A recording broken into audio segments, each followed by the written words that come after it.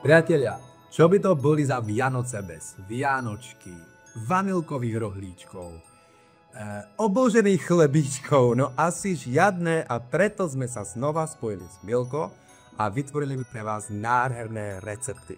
Ja viem, že tie Vianoce recepty to je trošku akoby ošemetná záležitosť, pretože každý má svoj jedinečný a originálny postup, ale preto som si dal záležať, dal som hlavu a moje ruky dohromady a vytvoril pre vás kreatívne nádherné recepty.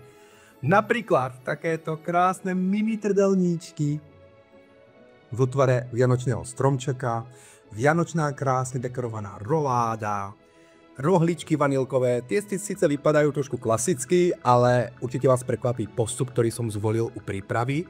Obložené chlebičky, tak to ja úplne milujem a bez nich nemôže byť slavnostný stôl prestrený.